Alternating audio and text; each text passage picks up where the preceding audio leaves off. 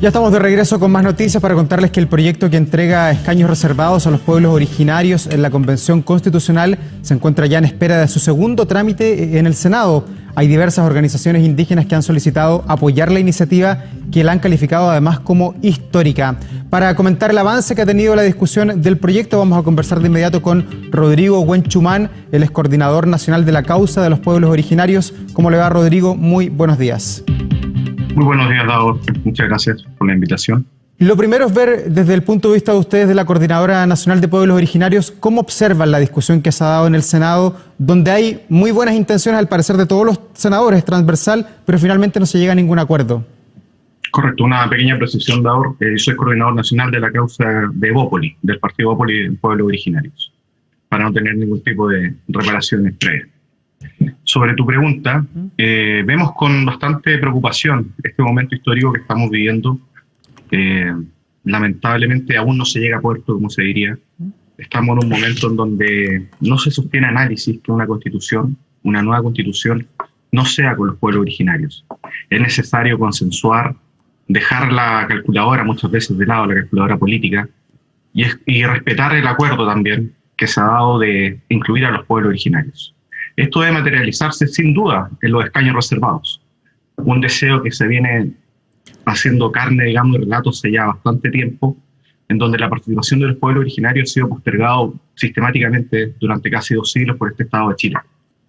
Y desde el punto de vista de ustedes, ¿cuál es la mejor fórmula de las que hemos conocido? ¿La supernumeraria que agrega 24 escaños o incluir 15 escaños dentro de los 155 que vamos a elegir en el mes de abril? Bueno, lamentablemente ninguna de las dos fórmulas llegó con mayoría y esto se fue a comisión mixta. Así que la verdad, más allá de la que uno quisiera, en lo personal sí, evidentemente yo soy del acuerdo de respetar lo que se dijo el 15 de noviembre, es decir, dentro de los 155. Y esto con el simple hecho de que nosotros no somos ni privilegiados ni tampoco somos de segunda categoría. Nuestra voz y nuestro voto también debe estar en igualdad de condiciones, sin distinciones. Pero también hay que advertir que de no llegar a buen puerto, esto sería un fracaso total para la política chilena, para la clase política, y sobre todo sería una ofensa muy grave a los pueblos originarios, que nosotros estamos velando por la dignidad, por nuestros derechos, que han sido postergados sistemáticamente.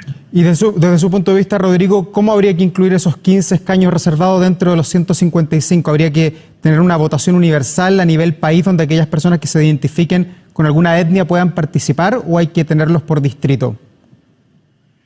Bueno, la verdad ese punto todavía no está zanjado. Creo que hay diferentes realidades e identidades territoriales. Es muy sensato también apostar a un padrón nacional en donde se verse de los diferentes pueblos originarios tengan un padrón representativo por distrito o por zona geográfica.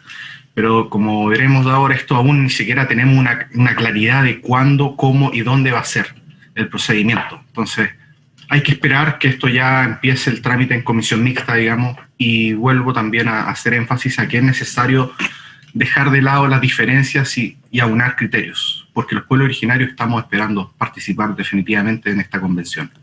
Hay otros países que han enfrentado procesos similares, como por ejemplo Colombia, Ecuador, que ya tienen escaños reservados, pero sin embargo uno ve que constantemente hay diferencias, que sienten que no se les entregaron todos los atributos o todas las facultades que ellos esperaban. ¿Por qué pensamos que en Chile sí podría resultar y dejar de alguna manera contentos a los pueblos originarios que son diversos en nuestro país? Bueno, cada país tiene su propia idiosincrasia y realidad. Aquí es fundamental también comprender la historia que está detrás de los pueblos originarios en Chile, una historia de invisibilización, una historia donde no se nos ha hecho partícipe, donde estamos relegados también en los planes educacionales. Ahora recién un anuncio del presidente Sebastián Piñera respecto a incorporarnos en los planes y programas de primero sexto básico. Son las condiciones bastante quizás adversas, pero hay que tener el beneficio de la duda. Yo creo y creemos en la política institucional, y es momento también de que los pueblos originarios estamos con la madurez necesaria, con la altura de mira, y hay una sociedad chilena que respalda esto, nos respalda y nos ve con buenos ojos, como se diría, el actuar de los pueblos originarios. Es necesario también dotar de esto, porque Chile no es solamente la sociedad chilena, tenemos también 10 naciones preexistentes o 10 pueblos originarios. Entonces es tiempo, las señales están dadas para que esto sí funcione bien. Y nosotros vamos a aportar desde nuestra cultura, desde nuestra sabiduría, desde nuestra cosmovisión, a un Chile diferente, a un Chile donde nos podamos encontrar en igualdad de condiciones.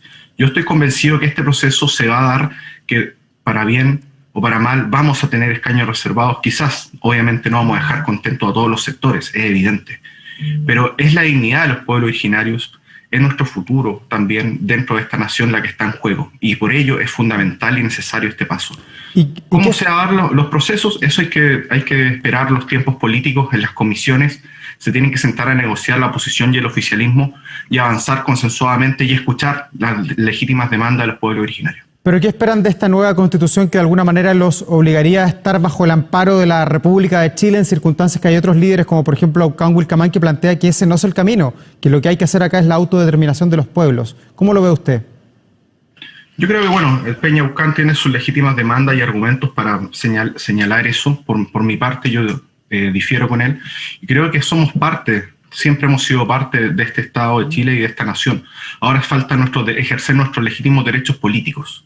Y esos derechos políticos van a estar plasmados en una nueva constitución donde vamos a poder poner en esta carta fundamental en un futuro quizás una educación intercultural, la interculturalidad como el concepto, respetar nuestra cultura, nuestra cosmovisión mediante una ley de patrimonio o diferentes acciones que van a ir robusteciendo y dando política institucional conforme a las demandas internacionales y a la altura de lo que es este momento histórico.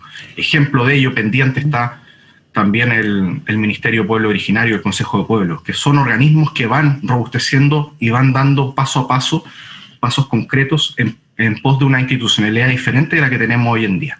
¿Y el tener escaños reservados, Rodrigo, de alguna manera podría asegurar la paz o el fin de la violencia rural ahí en la macrozona Biobío Araucanía?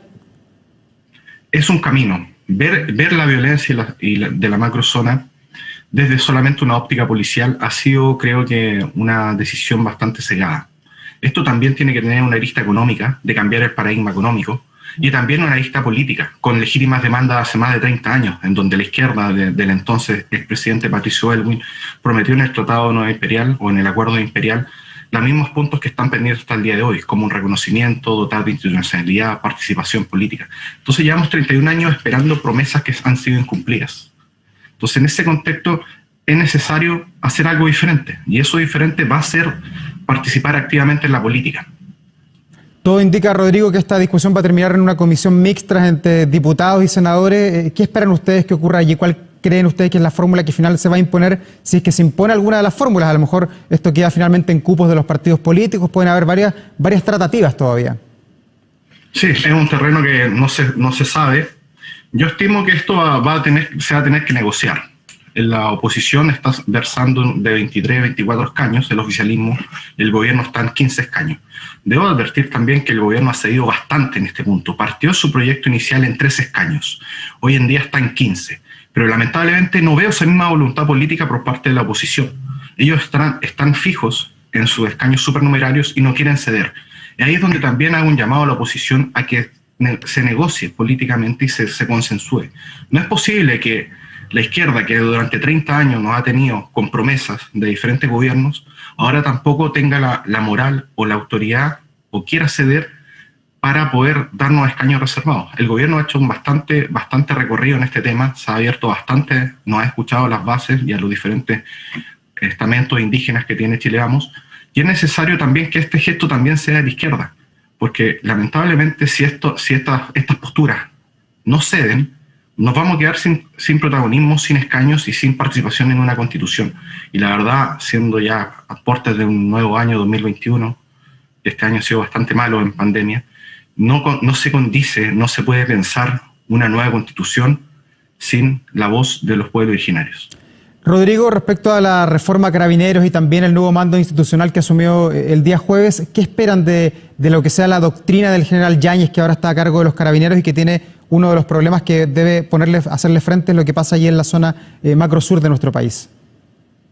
Bueno, es desear que sea una muy buena gestión, que se debe cambiar también la manera quizás que se está haciendo, porque lamentablemente el cuerpo de carabineros ha estado involucrado en diferentes casos bastante controversiales en el último tiempo, y el pueblo mapuche, en este caso la Araucanía, en la macrozona sur, es el que más ha tenido este mal protagonismo en este contexto.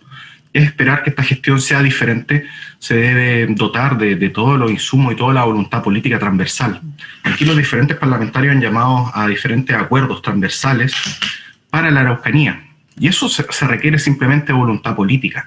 Dejar muchas veces mi propia bandera política o color político y consensuar con la persona que piensa diferente, porque aquí hay una zona, hay una ciudadanía, hay una región que está pidiendo ayuda, que está pidiendo seguridad.